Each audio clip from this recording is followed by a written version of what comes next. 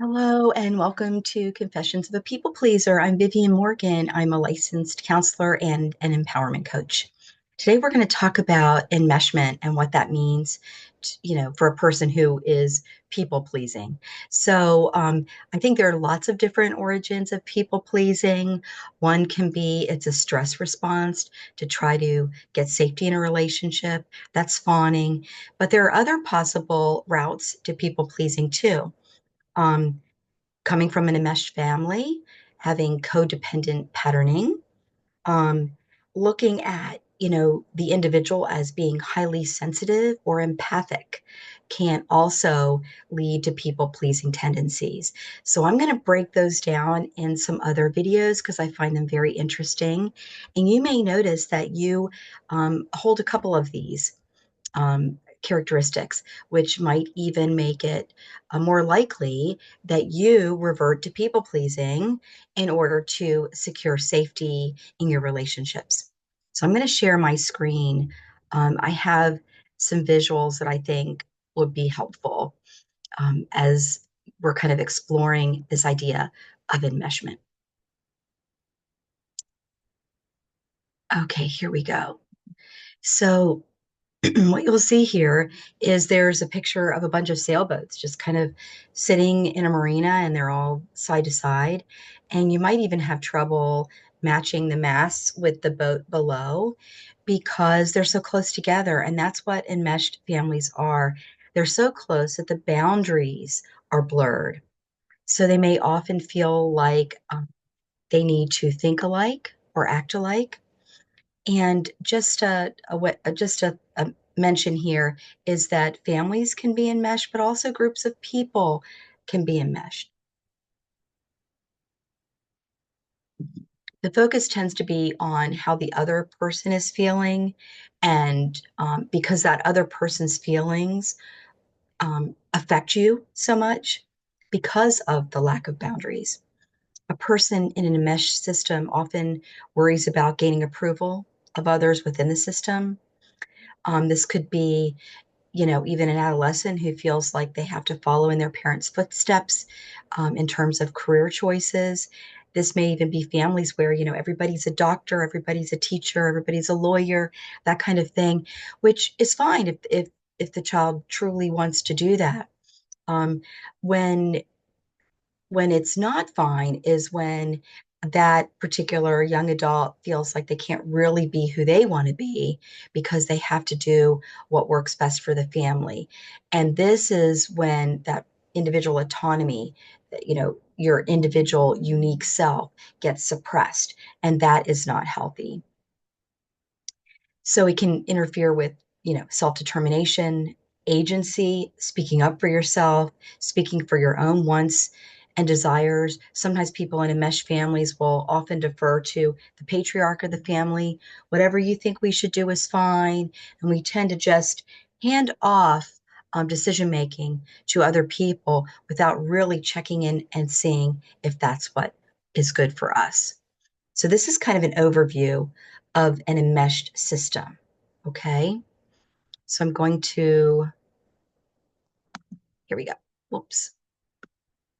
I'm going to talk about what detachment is. So this is the idea. If you feel like you come from an enmeshed family, feel like your people pleasing origins started with this family system where there was a lot of dependency and codependent dependent patterning can happen in meshed families as well. So detachment is the way for you then. Detachment is the understanding that we're separate from others. And if you see in this picture, I love this because we're clearly in a mountain range, and all these mountains belong to the same mountain range, but yet you can distinctly pick out one mountain from the other.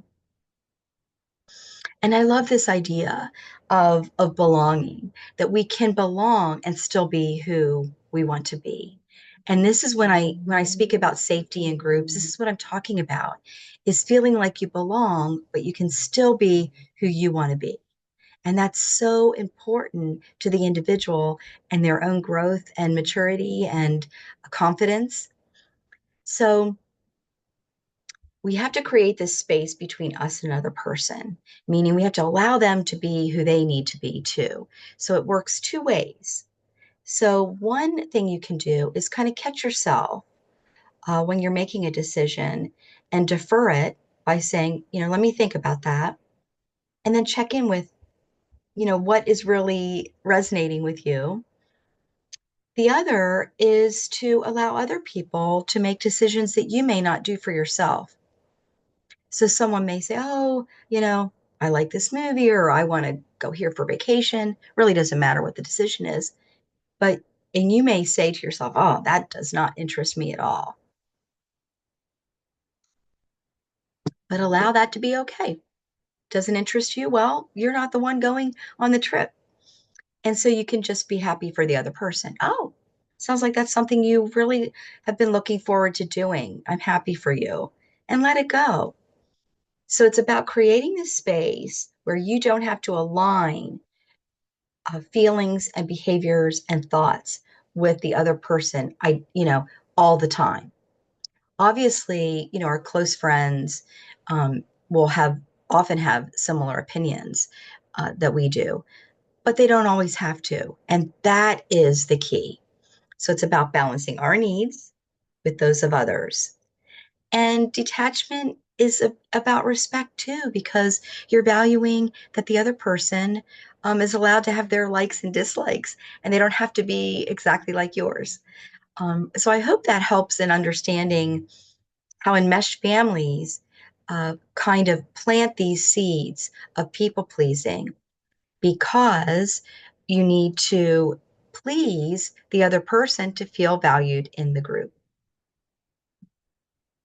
So I'm stopping sharing now, coming back to the screen. And one method that I often will talk about in my coaching and counseling practice is really hitting that pause button and checking in with how you're feeling before you make a decision.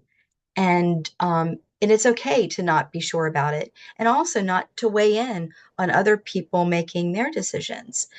So just creating that space, that space to think for yourself, and to do things for yourself. And that is what boundaries are. But we'll be talking about that in another episode of Confessions of a People Pleaser. I look forward to seeing you next time. Take care.